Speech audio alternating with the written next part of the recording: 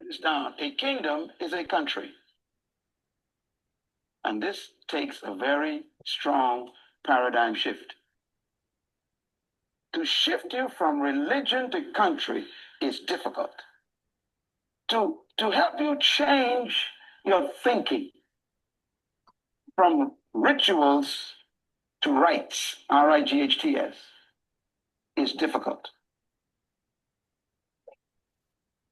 To change you from membership to citizenship is very difficult.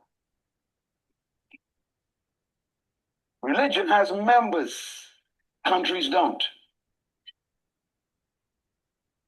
Countries have citizens. And they're completely different creatures. Members have no power.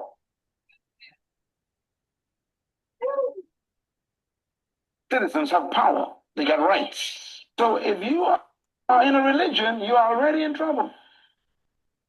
Because you have positioned yourself to be completely powerless. So, you heard that, Gawain? Oh, yeah, I heard that. That is deep. You don't have no power. As a member. As a member. And what did he say with what do we do? What do the Moors do? 5 fingers on the left hand, 2 on the right. Yep. Place your feet like this. Place your feet at a 90-degree angle, 90-degree angle, and those are your rituals. Yep.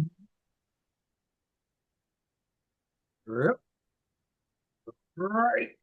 And he says state city. So he says citizens have rights. And when he says that, Moors, because we know how you feel about that term citizen. But what is he saying, Kareem? A state, remember what we read. A state is a nation. So if a state is a nation, that's why we have people from Pennsylvania are Pennsylvanians. If you're from New York, you're a New Yorker. That's your nationality. North Carolina, that's your nationality. That's right. That's it. Go ahead, bro. Yep. Okay.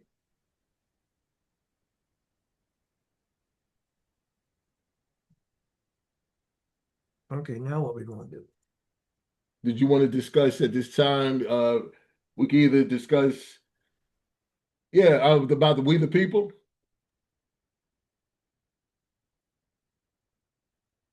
And how that ties into what we were discussing or the case that we just read about state citizens. Because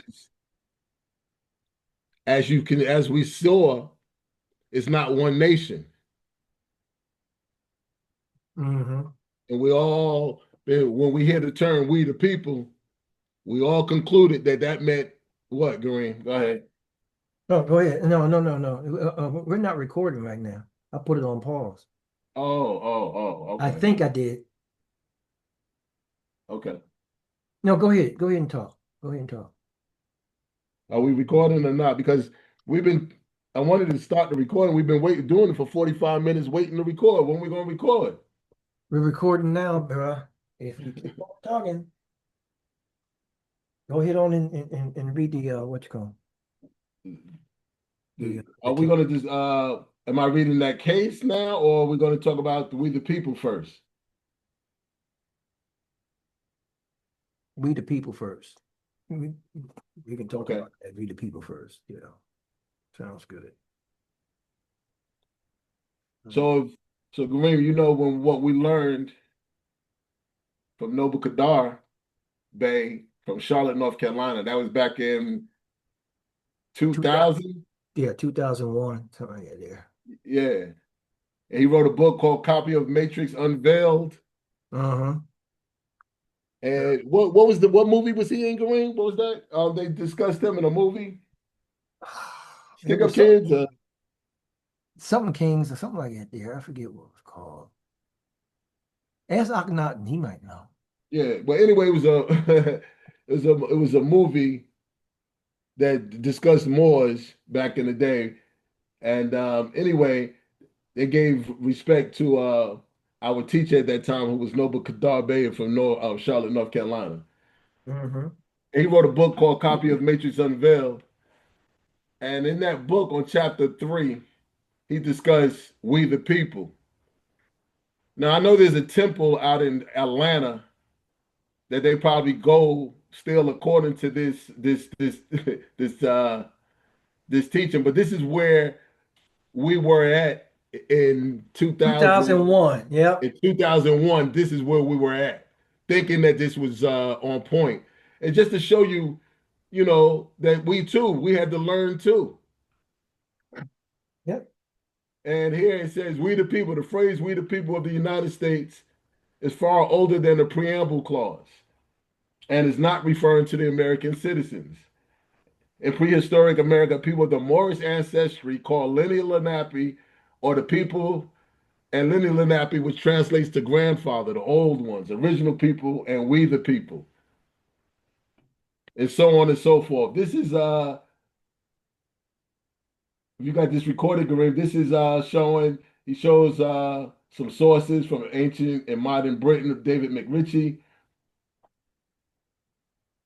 But Uh-huh. none of this is what we were learning. And at that time, we thought that this was something big. Mm-hmm.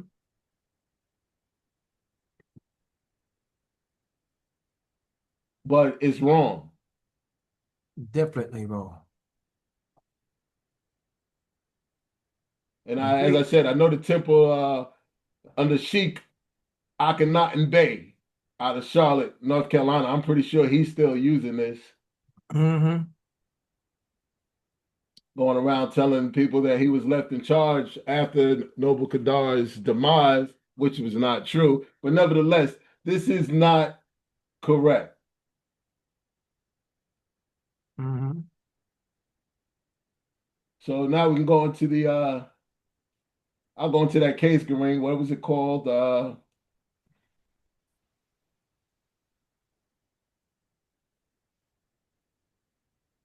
ahead, brother. All right. So now here's another case, because as we were showing you with Noble Kadar's case, excuse me, not case, but in his book, that was incorrect about we the people Uh-huh. under chapter 3, because it's dealing with metaphysics.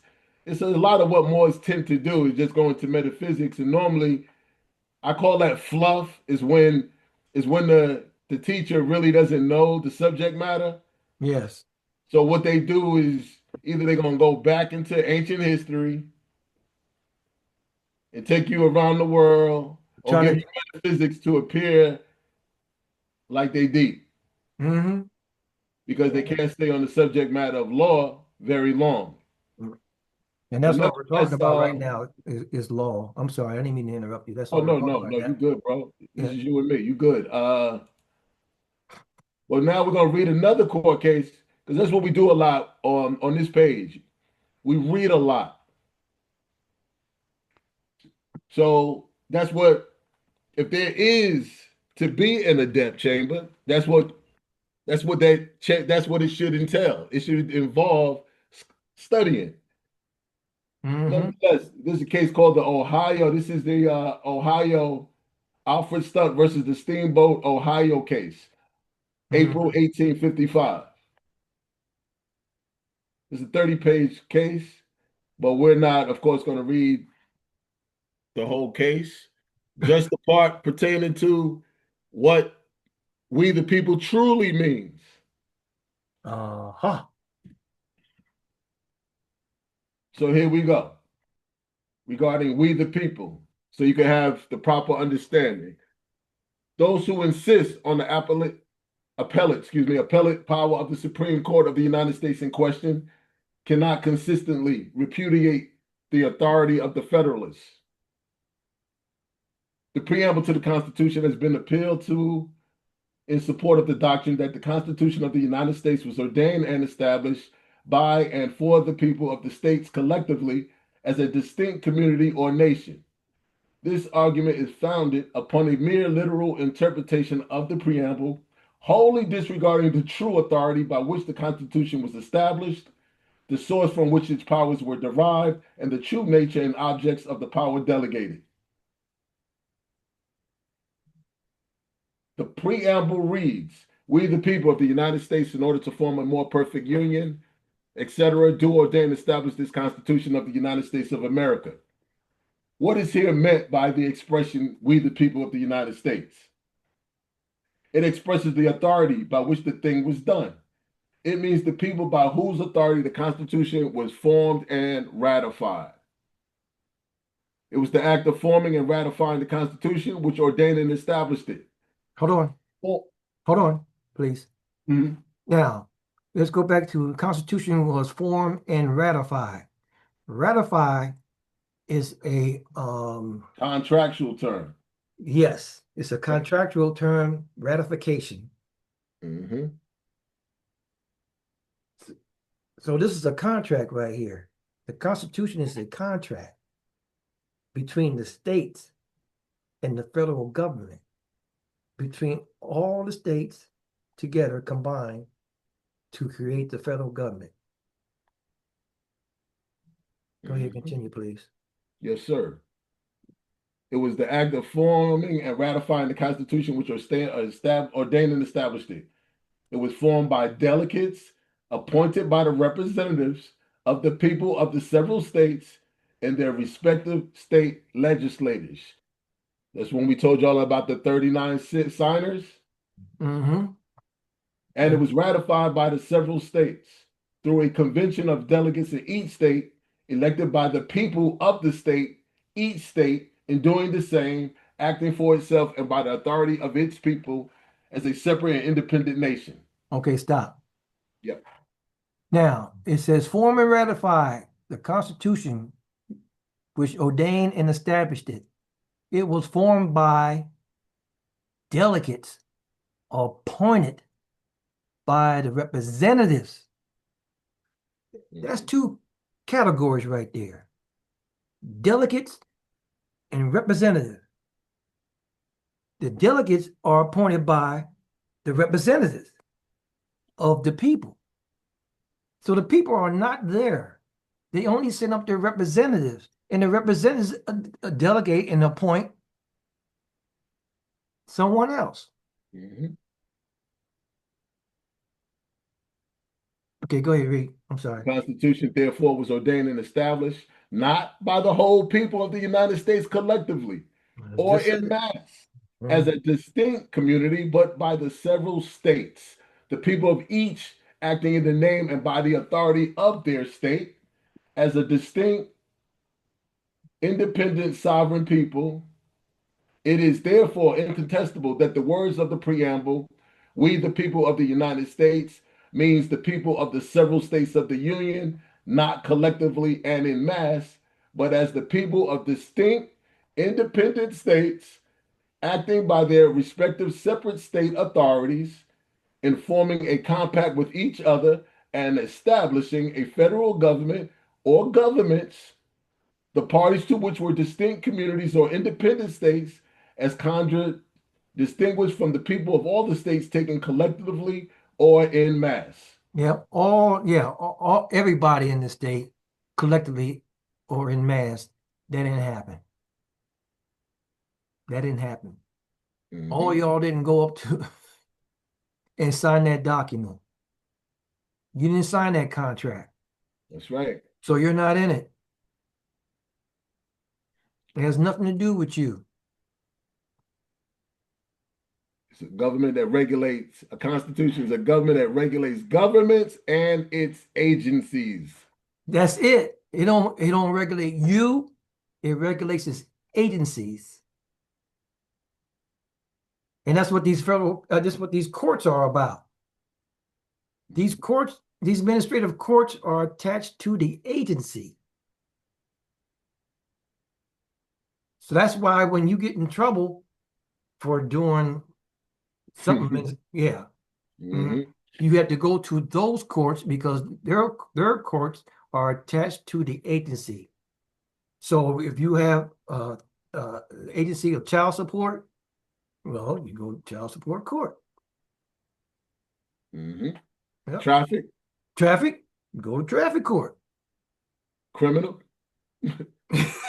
You go to criminal court. That's right. Yeah. And what? So you can't go creating your own nation, No. thinking you're gonna create some consulate and you will know you know you were born here. He do, You know he you were do, born in several states of the union. yeah. They're trying to do the same thing that the Muslims are doing now in Chicago and in different places, trying to bring their Sharia law and stuff and set it up inside of somebody else's state house. In Yeah. our house. This is our In our house. house. They terrible. I'm sorry. Continue on. No, you're good. At the time of the formation of the Constitution, the states were members of the Confederacy, united under the style of the United States of America, and upon the express condition that each state retains its sovereignty, freedom, and independence. And the consideration that under the Confederation, we, the people of the United States of America, indubitably signified the people of the several states of the Union as free, independent, and sovereign states, coupled with the fact that the Constitution was a continuation of the same Union and a mere revision or remodeling of the Confederation, is absolutely conclusive that by the term the United States is meant the several states united as independent and sovereign communities. Yep. And by the words, we the people of the United States, is meant the people of the several states as distinct and sovereign communities and not the people of the whole United States collectively as a nation. Yep. So this is how it works. You have the people in your town hall that you go visit and pull up your griefs, your gripes, whatever you want to call it, and they listen and they pass, different regulation, what you want to call it, according to you. You're the one that has the power to do so, but that's only in that area. You don't have it in no other area. So you can't vote on the president. You can't vote on things that are up in the federal government. You can only vote for things that are in your area, your state, your nation. You can't go to somebody else's nation and call yourself trying to set up your flag or what you want to call that. That's right. Vote. That's right. Yeah. All right. I'm sorry. Go ahead. No. Those are, never sorry, because this is all on point. So the preamble declares that the Constitution was ordained and established for the United States of America. And as the United States means the several states united by compact under a federal government of limited and expressly defined powers, it follows that the Constitution was ordained and established for the people of the several states as distinct communities by whom it was ordained and established. The omission to enumerate the states by name by which and for which the Constitution was ordained and established makes nothing against this interpretation. Right, because see, in other words, they omitted the enumeration of the states, like calling Pennsylvania so-and-so, this, that, and the other thing. Then they had to do that because their delegates are the ones that signed that contract. That's why for which the Constitution was ordained and established makes nothing against this interpretation because it was the delegates that did it. It wasn't the people. Okay, go ahead. It appears from the proceedings in the convention which formed the Constitution that the first draft of the Constitution contained an enumeration of the states by name after the word people. But after the adoption of the seventh and last article, remember 7 articles in the Constitution, providing that the ratification of the conventions of 9 states should be sufficient for the establishment of this Constitution between the states so ratifying the same. It became necessary to strike out the enumeration of the states by name, which was accordingly done. See the Madison's Debates, Volume 1, page 1539. The objects for which the Constitution was ordained and established are explicitly defined in the preamble. Had the object been to abolish the states as independent and sovereign communities and establish a national government for the American people collectively as constituting one consolidated, distinct community, it would have effected a change far greater than that which was effected by the American Revolution. And that purpose would have been manifested by provisions, leaving no ground for cavil or doubt. But the objects of the Constitution declared in the preamble differ very little from the purposes of the Confederation as declared in the third number of the Articles of Confederation.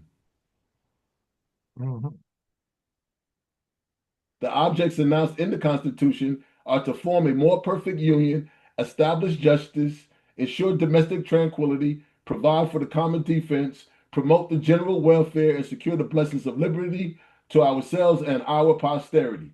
Okay, so it's what does it say here now? The object announced in the Constitution are to form a more perfect union. So therefore, it had to have been a union before it, and it says we were doing a more perfect union. So the Articles of Confederation was the first Constitution. That was the perfect union that we had, and then we went on to a new this Constitution, put it that way, for a more perfect union than what we had before. Okay. Okay. Continue. The first purpose named is that of forming a more perfect union, thus recognizing the existing union between the several states under the Confederation and simply proposing to render it more perfect. What union is here contemplated? The question admits of but one answer. Say that again? Say that again? Yeah. What union is here contemplated? Question. The question admits of but one answer. The union between the independent and sovereign states already existing. There you go. More perfect. It was already perfect, but they wanted to make it more perfect. So they established this Constitution. Right. Not that Constitution, but this Constitution. Right. Okay. A union between the independent and sovereign states already existing. The federal character of the government is here explicitly declared as distinguished from a consolidated national government of the American people. Say that again, please. Yeah, of course. The federal character of the government is here explicitly declared as distinguished from a consolidated national government of the American people. So we don't have a national government. We have 51 governments. That's right. We got 50 states and we have a federal government. And each state is a government within itself. Okay. And when we consider the Constitution as ordained and established by the people of the several states for themselves as distinct and sovereign communities, the objects announced in the preamble are plain and easy of comprehension.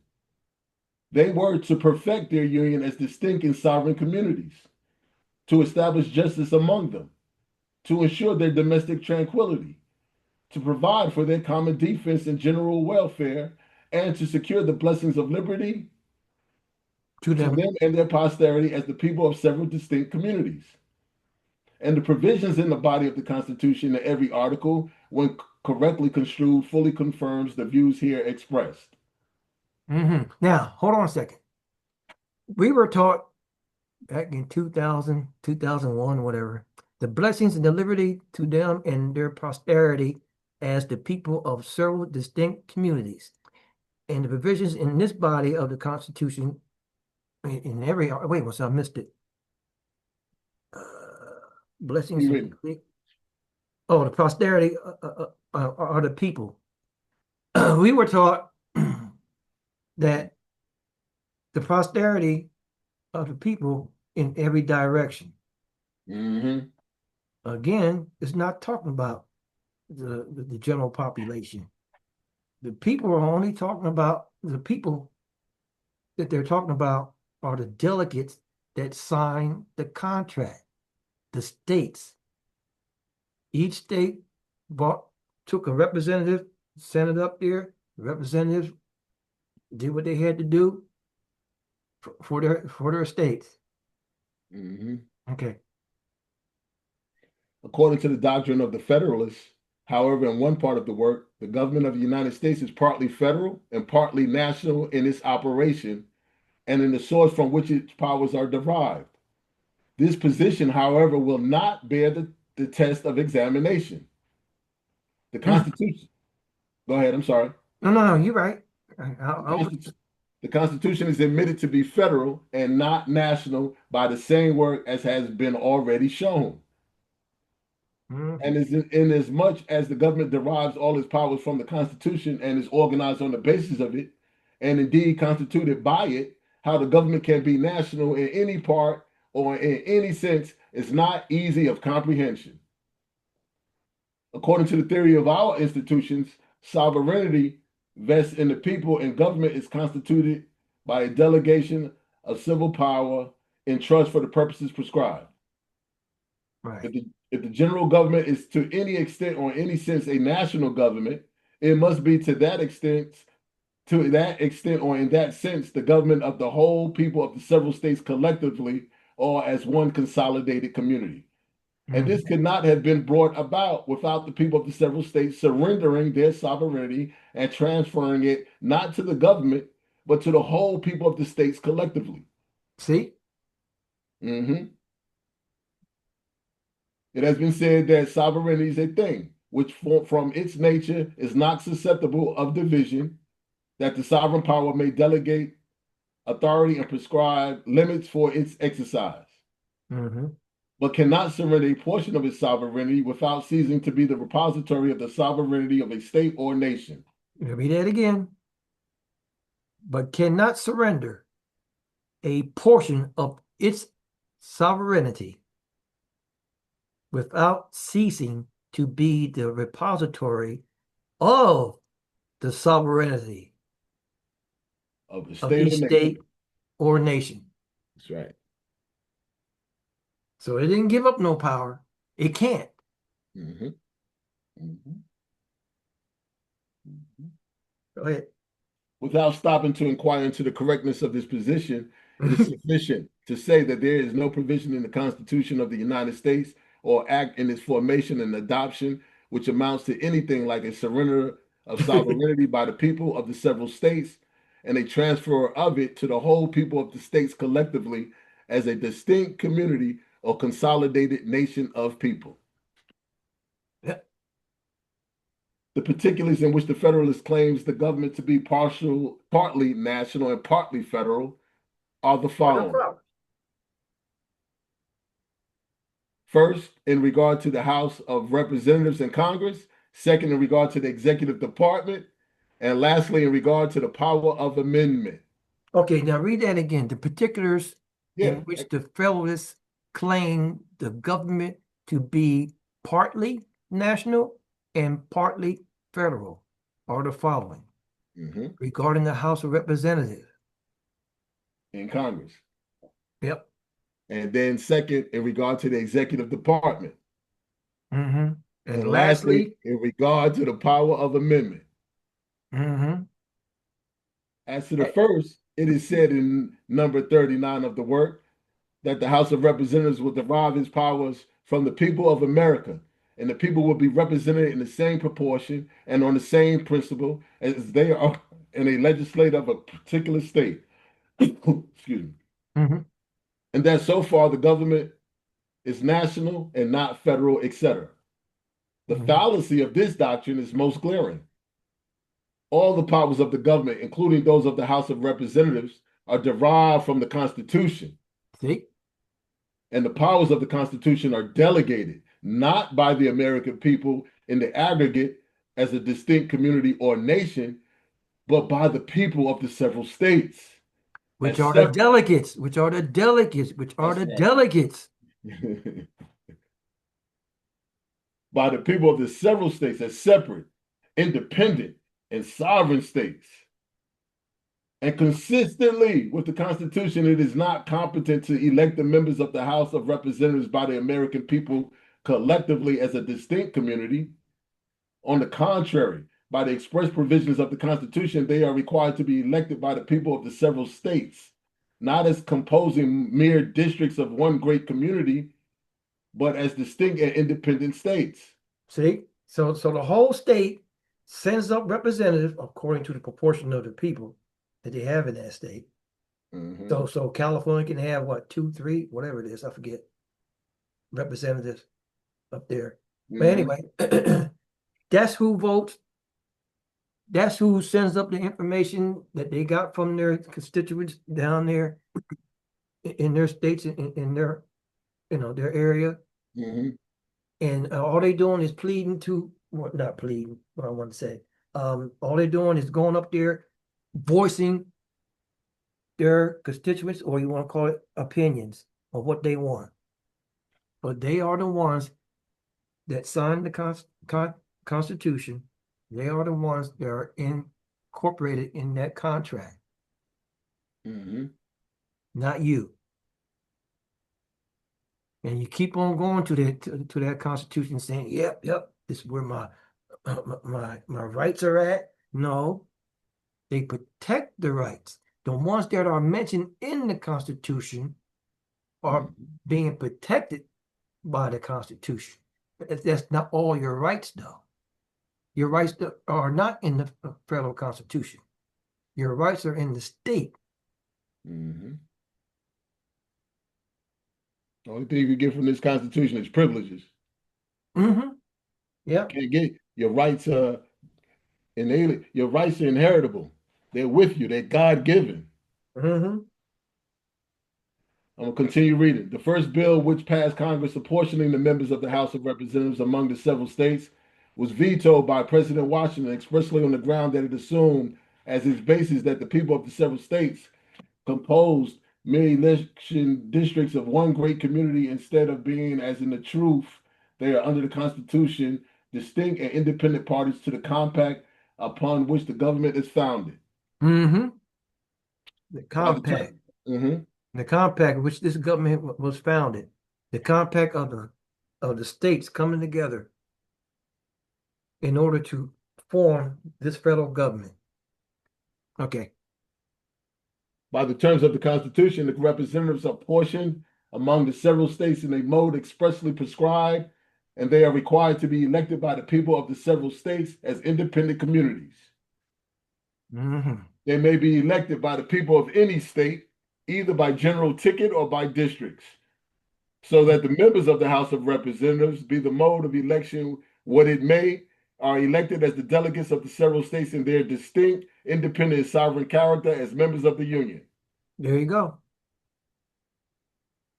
Neither is it true that the people of each state are represented in the House of Representatives on the same principle and in the same proportion as they are in the legislature of each state.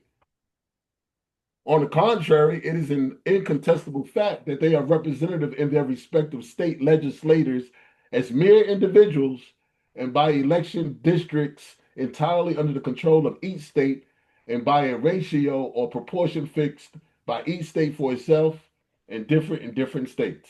Mm-hmm. So in other words, what that's saying is your representatives are proportionate members of the House of Representatives coming from the several states, meaning how many people that you have in that state is I forget the ratio for it.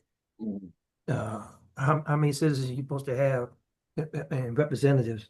I don't know that by heart, but I know exactly what you're talking about. Yeah, yeah. Yeah. Okay. Sorry, go ahead. As to the executive department, the argument is equally groundless.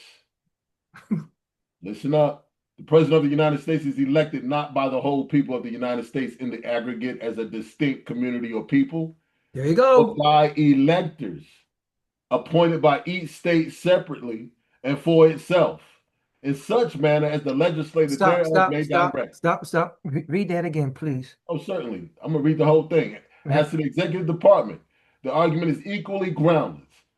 The President of the United States is elected not by the whole people of the United States. So that means that all you guys out there that call yourself voting for the president of the United States, you're wrong. You're wrong. Your delegates are supposed to do that. Your representatives are supposed to do that, not you. So I don't know why you continue on going out there calling yourself voting, and it's not a popular vote. Mhm. That's why they got the electoral college. And until Continue. you all have that understanding, you're going to continue to get beat up on the way that you've been getting beat up on. Mm-hmm. Yep. Well, stop that. And then you need to learn how to learn some civics instead of all of that. What's that word now that you use? Oh, well, I say this is the importance of studying civics as opposed to y'all putting your energy into Metaphysics. Metaphysics. metaphysics Mm-hmm. or focusing on the continent that you don't live on. Yeah. Yeah. Or a nation that you don't have, Or a nationality that you or don't have. a nationality that's not recognized nowhere. The only place that it may be recognized in would be the temples. And this is why you who are not familiar with law, this is why you come up with the terms de facto and all these other terms that you throw at people Mm-hmm. saying that they're illegal when in fact they're not. They're following the Constitution. You're not. Yep. We'll Continue. continue. For such matters, and the electors are expressly required to meet and vote in their respective states. Mm-hmm. And in the case of a failure of an election by the Electoral College, when the election devolves on the House of Representatives, the votes are required to be taken by states, the representation from each state having one vote, etc. See? Mm-hmm. See what it said? You want me to reread? Yeah. What part are you addressing? Okay. And the electors are expressly required to meet and vote in their respective states. See? Mm-hmm. And in the case of a failure of an election by the Electoral College, when the election devolves on the House of Representatives, It falls back on what? the votes are required to be taken by states, the representation from each state having one vote. Whoa. The representation of each state, the representatives of each state has one vote. Not you. Mm-hmm. Not you, Tyrell. Mm-hmm. The And this is state. why we said, we reminded you all in the United States versus Sue B. Anthony case. Mm-hmm. When what was that, 1873, I believe is the court case, Yeah. where her nationality was New Yorker, and she Mm-hmm. was arrested for voting in a federal election campaign. Yep. And the reason you all think you can do it today is because you are registered to vote. You think you're a registered voter. That's the only way you can vote in the federal election campaign is you have to be registered. If it was a right, you wouldn't have to be registered, as we said before. So there's a difference between a registered voter and a qualified voter. One is qualified to vote because what he just read. Mm-hmm. The representatives, qualified voter. You're on a register. You're registering to get in the scheme of things. Mm-hmm. Nah, it don't work like that. Continue, please. And as the mode prescribed for the exercise of the amending power, it is plainly and expressly derived from and exercised under the authority of the people of the several states, acting in their original, distinct, and sovereign character, and not under the authority of the whole people of the states regarded in the aggregate as a distinct nation. He keeps saying it over and over and over again, boy. That's yep. Repetition is learning, Mm-hmm.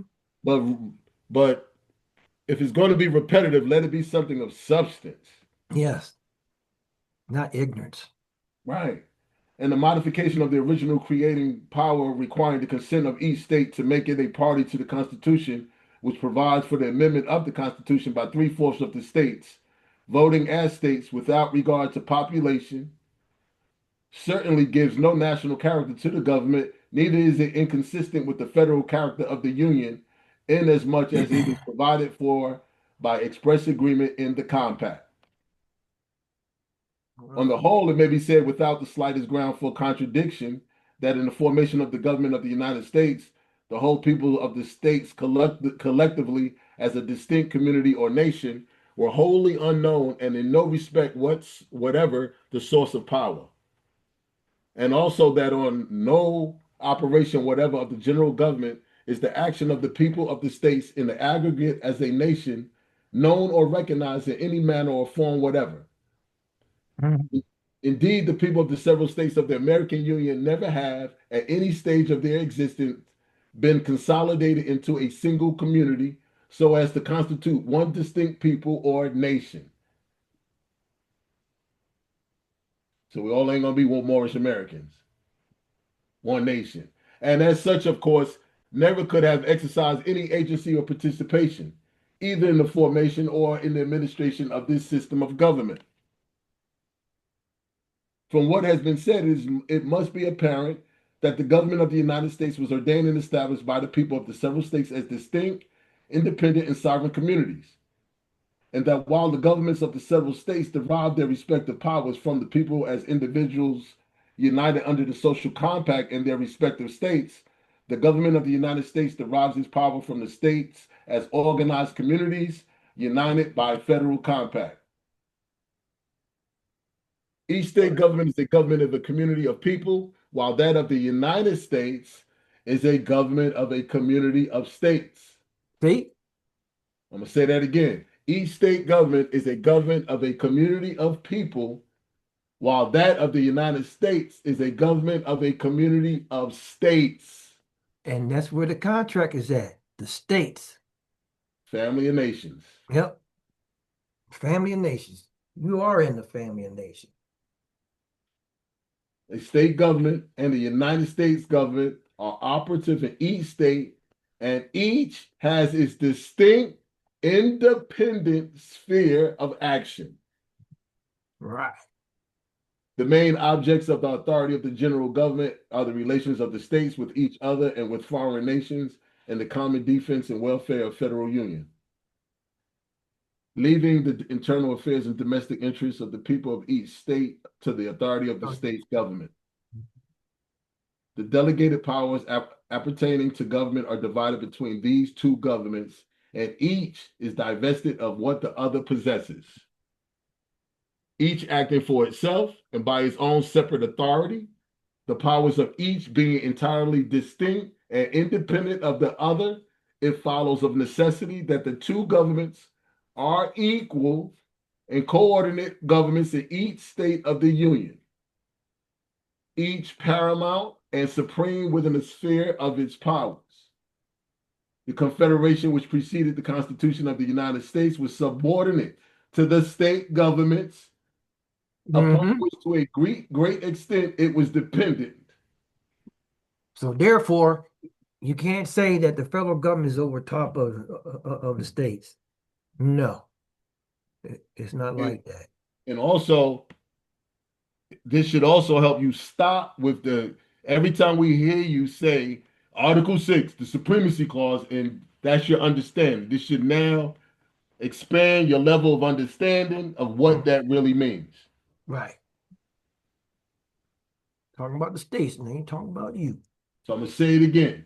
Each acting for itself and by its own separate authority, the powers of each being entirely distinct and independent of the other, it follows of necessity that the two governments are equal and coordinate governments in each state of the Union, each paramount and supreme within the sphere of its powers. The Confederation which preceded the Constitution of the United States was subordinate to the state governments, upon which, to a great extent, it was dependent. To remedy the deficiencies of the Confederation, the powers delegated by the Constitution were made independent of the states, so that the government of the Union and of the several states, having each distinct and independent powers and each distinct and independent spheres of action, become equal and coordinate governments. It follows as a necessary consequence that each of the two governments being independent of the other, Each must be supreme within the sphere of its operations, and neither can be subordinate to the other. There you go. Neither can be subordinate to the other. So that the judicial as well as the legislative and executive powers of each must of necessity be not only entirely distinct and separate, but also independent of each other. That's your separation of powers right there. Mhm. This view of the subject, so far as the separate, independent, coordinate judicial power of the two governments is involved, is fully sustained by judicial decisions in both the state and in the federal courts. In the case of Martin versus Hunter, the Supreme Court of the United States declared the doctrine that Congress cannot vest any portion of the judicial power of the United States in any courts except those which are ordained and established under the Constitution of the United States. Whoa. Wait. You kidding me? Read that again. In the case of Martin versus Mm-hmm. in the case of Martin versus Hunter, Mm-hmm. the Supreme Court of the United States declared a doctrine that Congress cannot vest any portion of the judicial power of the United States. Judicial power of the United States. Judicial power of the United States. Judicial power of the United States in any court except those which are ordained and established under the Constitution of the United States. How many courts is ordained and established by the United States Constitution? The judicial, I'm talking about the judicial power. The one, Article 3. Yeah, and it's not just one Article 3, it's the Supreme Court. The of the Supreme United Court States. of Article 3. Yes, yes. The one Supreme Court. One Supreme Court. Yes, sir. All judicial power Mhm. would consist in one Supreme Court. That's federal. In the state, North Carolina, under their constitution, how many courts do they have? You said in North Carolina? Yeah, how many judicial courts they have? Once they have the judicial court, they have a superior court and a district court. No. I thought you had a Supreme Court. It's called Superior Court. Supreme Oh, Court. okay, Superior Court. okay, Yes, okay, it's okay, referred to okay. as Superior Court in the state of North Carolina. Okay, I got you now. And district court. Right. Okay. In Pennsylvania, the Supreme Court. Mhm. Yep. Okay. Go ahead. It is universally admitted that while Congress can impose no jurisdiction on the state courts, it is equally incompetent for a state legislator to impose jurisdiction on the federal courts. Whoa. Mhm. Isn't that what they've been doing in the news? All day. All day. Every time the president do something, they want to clap back and say, oh, we're going to take him to court. And that's Stop due to him. due to the that deals with how competent the person there is that they're going after. Mm-hmm. That's what determines the outcome of any case. Competency. Where was we at? On the federal court. It is contended further that the Supreme Court of the United States is the tribunal of last resort, clothed with authority to decide all questions touching the extent of its own powers, and also all controversies involving a conflict between the authorities of the federal and the several state governments, and that the appellate jurisdiction of the Supreme Court of the United States over the state courts is necessarily incidental to and results from this power. That the Supreme Court of the United States is the court of last resort to determine all cases which may be instituted under the jurisdiction of the federal courts is not controverted.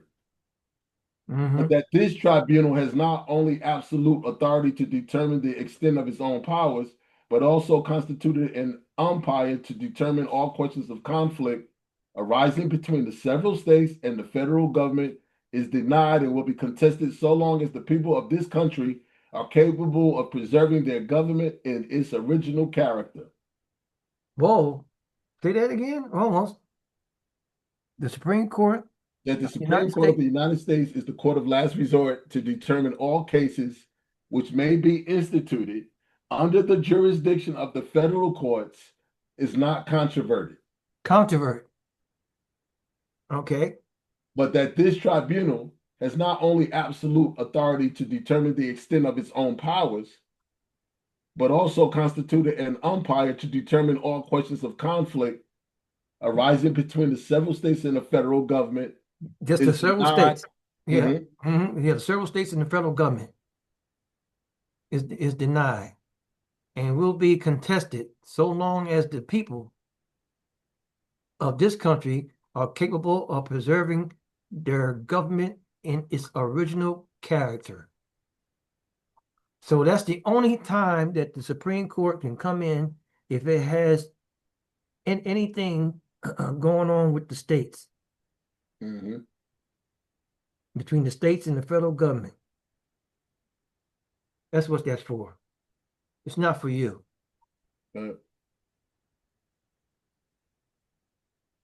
Whenever, in the opinion of that tribunal, there exists any inconsistency between them and any express or constructive authority under the operation of the Constitution, laws, or treaties of the United States, it would annihilate the balance of power between equal and coordinate governments and destroy that check upon the exercise of discretionary power designed as the great safeguard against usurpation.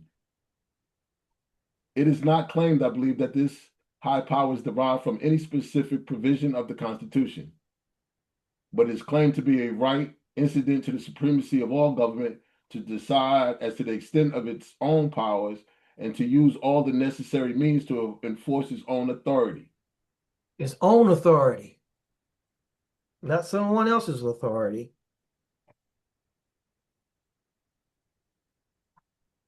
However, this may be applicable as an incident to a single government vested with all the powers appertaining to government. It is clearly inapplicable to a system where the powers are divided between two distinct and coordinate governments, as is the case here.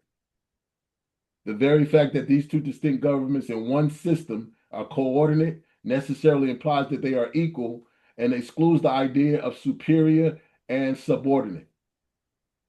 If either has the exclusive right to judge of the extent of its own powers and also of that of its coordinate and enforces its decision against the authority of the other by physical power, not only would equality between them be destroyed, but one would be raised from an equal to a superior and be reduced from an equal to a subordinate. And that's what people do when they call themselves, they say, well, I don't get no justice here in the state. So therefore, I'm going to take my stuff up to the Supreme Court of the United States. I want to go straight to common law. Yeah. Yeah. That's your feelings. You can't go in there with your belief in the court. It's just like a game, chess or whatever game you play. You must know the rules to the game, right? Yeah. And the Supreme Court can only hear certain cases. And it's mentioned there. That's right. In the Constitution, what it can hear. So they don't have all power. They call it the court of last resort, but it has no power in the states. So in the subordinate, thus stripped of the incident appertaining to all government, to judge of the extent of his own powers with a view to their protection would necessarily sink to the condition of a dependent. Where there is a division of power between coordinate departments of the same government, each designed as a check upon the other. Each must be allowed to judge of the extent of its powers and to maintain its decisions against the other. Without this, there can be no division of power. To vest power in two departments and give one of them the exclusive right to judge of the extent not only of its own powers and how much was allotted to the other would be no division of power at all. The one would, in effect, hold under the other. But when two governments are distinct, independent, and coordinate, each must possess all the necessary incidental powers appertaining to government within the sphere of its powers, and consequently, Both must possess the right to judge of the extent of their respective powers with reference to each other. Mm-hmm. And no reason can be assigned why one should be allowed the exclusive right to judge as to the extent of his own powers and enforce his decision more than the other. It is therefore one of the necessary incidents to the nature of distinct, independent, and coordinate governments under the same system that each operate as a mutual check upon the other. And in case of conflict of authority, resort is not to be had to force, for neither has the right to force his own decision upon the other, but the appeal is to the people, the sovereign and original source of power, which acts through the ballot box upon the legislation of the country, both state and federal, and when found necessary, can alter the Constitution by amendment. Mm-hmm. But it is insisted that as the Constitution, laws, and treaties of the United States are declared to be the supreme law of the land, as the general government is supreme within its own sphere, this supremacy necessarily requires all questions of conflict between its powers and those of any of the states to be determined by the authority of the federal government. Mm-hmm. Wonderful.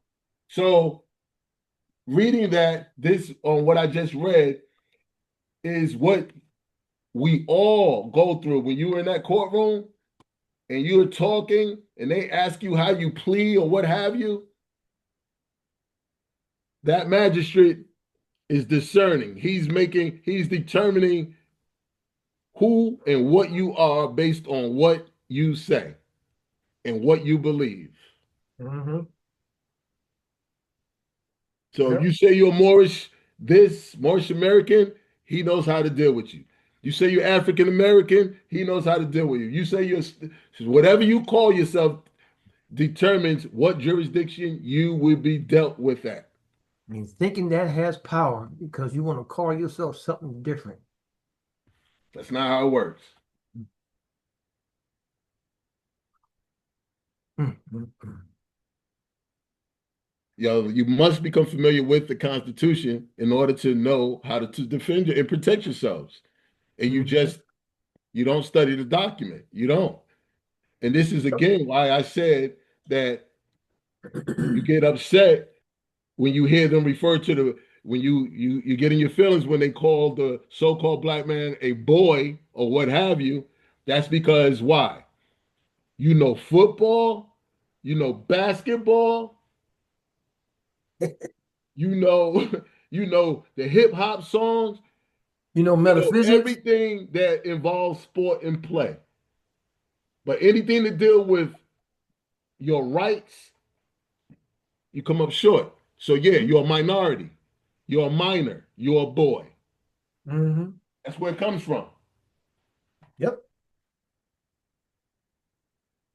Yep. You can't handle your own affairs. So with that being said, it's just to let y'all know. As you heard, a kingdom is a country. That's right. So you can put emphasis on religion, because I promise you, going forward, there's no need for it to constantly stay on religion. It's just to help you also understand your position on what you call yourself based on your belief, which is the First Amendment. The courts will allow you to have your belief, and you will be tried based on it. So if you're incompetent and you're going in there saying, using terms with a colloquial understanding, they're going to beat up on you the way that they have been. And the main thing to think about is this here, especially the court system itself. When we're in these administrative courts, we always be asking for judicial rulings. Mm-hmm. You can't have judicial rulings in administrative court. They don't coexist together. Mm-mm. You can't intertwine them. They're two separate entities. One gets its power from the Constitution. The other gets its power from legislator. Congress. Yep. Two different things. Yep. So what's the source? of judicial? The Constitution. What's the source of administrative? Congress. And who runs? Judiciary Act of 1789. And who runs administrative? The president. Article 2 of your Constitution. So who are the judges? They're in the administrative court. They belong to the president. That's why he can fire, hire, take away seats, whatever he wants to do, because they work for him. But these judges around here think They somebody else. they somebody else just because they got a black robe on. They can tell the president what to do and what not to do, interfere with his decisions on what he wants to do in a totally. And that's your Article 1 magistrates.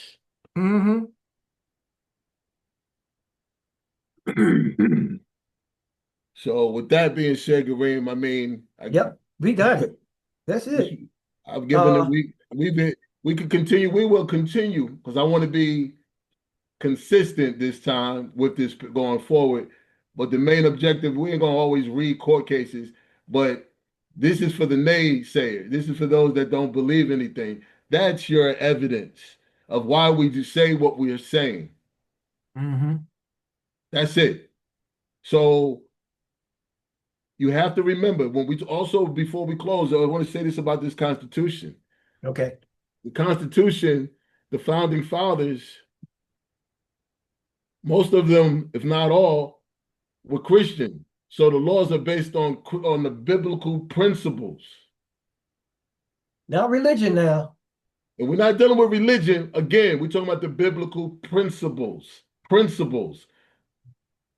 That's see, why many times y'all have issues and get when you hear the Bible and you hear the Quran, all these, but we are addressing principles. Right, because Jesus didn't say that he was going to come back with a religion. Never said that. He's coming back with a government on his shoulders. Ecclesio. To replace. That's right. Yes. Not no religion. And here we got Noble Drew Ali talking about, I'm bringing you a old time religion. No. We don't need religion.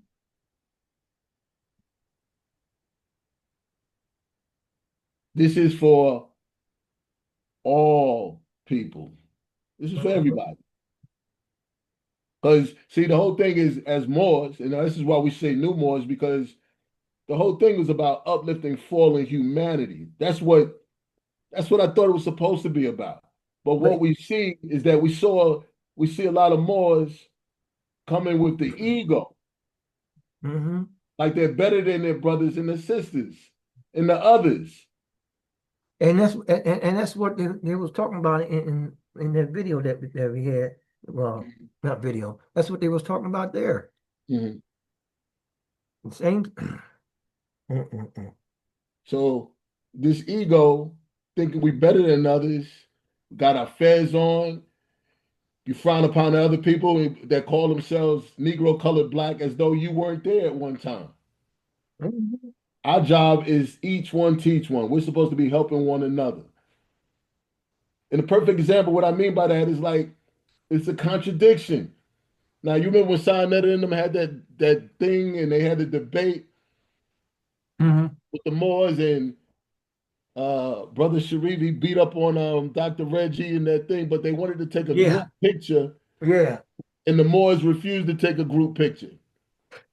Now, see, that's a perfect example of what I'm talking about. That totally goes against the doctrine. We're all family. We all got something to bring to the table. So this piece was we have to humble the Moors who are, because their ego is big. Well, so now the challenge is there. I'm telling you again, your nationality is not Moorish American. It's not. But there is a kingdom. So there's nothing to be worried about or to discuss the divine and national movement. No, that's not it. It's the kingdom. Learn about the kingdom of God. And Gawain, what else you would like to add on, bro? Because that would be it for me. Yeah, the only thing I had to say is about the Moors is them being in these temples. being members of this temple, and then gonna come out and say, deal with civics and stuff. It doesn't mix. It doesn't mix. Right. Yeah. Stop being a member and be a citizen of society. That's where your power is at. You don't have no power because you wear a fez or you got a little card in your pocket. This is a Ain't no group thing. power. That's right. The nation is sick, people, and we all got to come together as a group, clean us up. This Till next town, yep, this town needs an enema. time. That's what the Joker said on Batman. Y'all have a good night. Good night. Peace. Hold on a second. I don't say nothing.